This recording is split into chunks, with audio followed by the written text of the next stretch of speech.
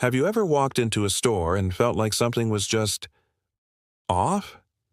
Like the air was a little too still, the lights a little too dim?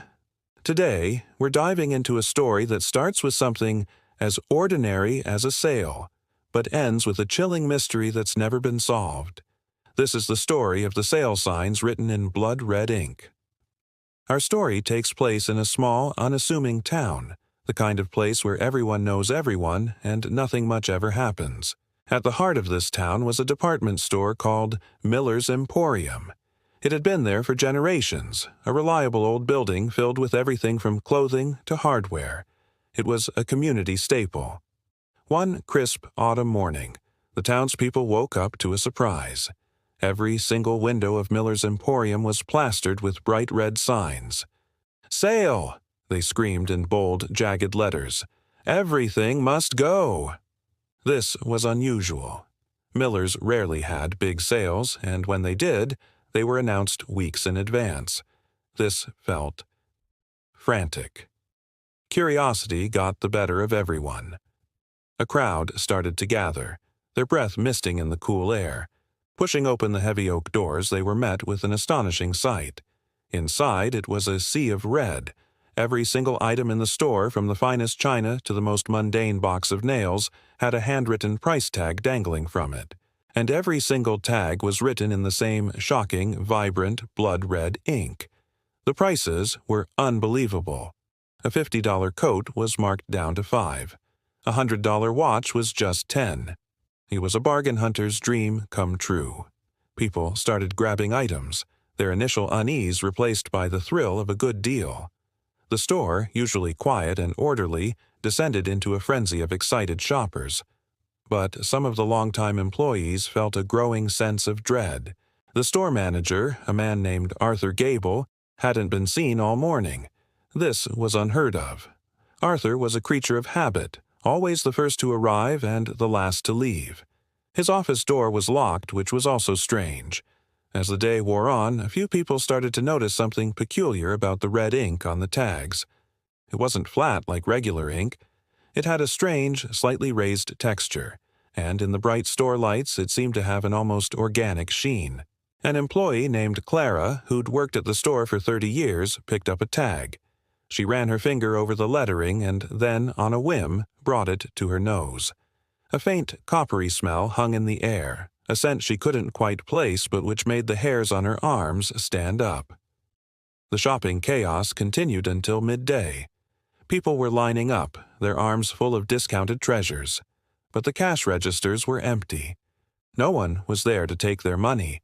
The employees called out for Arthur, their voices echoing in the now crowded store, but there was no reply. Finally, someone decided to call the police. When the officers arrived, they found the scene just as the townspeople had: a store in disarray, filled with shoppers and an overwhelming number of red tags. Their first priority was to find the missing manager. After getting no response from his locked office, they forced the door open. The office was immaculate. Papers were neatly stacked, the chair was pushed in, and Arthur's coat was still hanging on the hook. There was no sign of a struggle, no sign of Arthur. The only thing out of place was on his desk. Lying in the center was a single, pristine, blank price tag and a small, uncapped fountain pen. The nib of the pen was stained with that same brilliant red. The investigation began immediately. The police questioned everyone: the shoppers, the employees, the neighbors. No one had seen Arthur Gable leave. No one had seen anyone enter the store overnight to put up the signs. It was as if the sale had manifested out of thin air. One of the detectives, a practical man not prone to flights of fancy, collected several of the price tags as evidence. He sent them to the state crime lab for analysis. He was expecting a report about a specific brand of red ink, maybe a clue that would lead them to a supplier or a recent purchase. A week later, the lab results came back, and the report sent a shiver down the entire department's spine.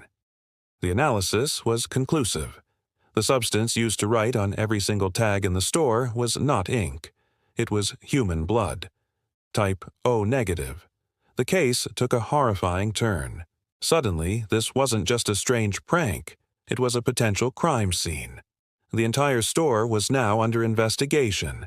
They re-examined Arthur's office, the stockrooms, the entire building, looking for any sign of violence, any clue as to where such a massive quantity of blood could have come from. They found nothing, not a drop out of place other than the writing on the tags.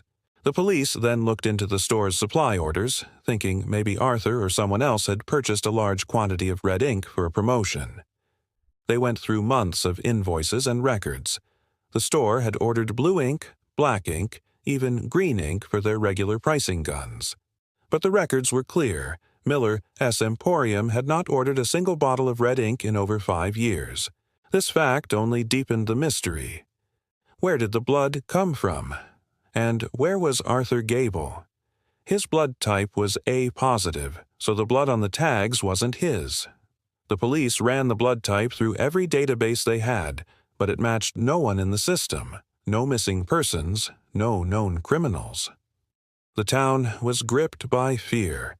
Miller's Emporium was closed indefinitely, its windows now dark and empty, the red signs taken down by investigators.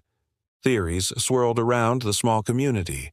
Some said Arthur had stumbled upon something he shouldn't have and was silenced.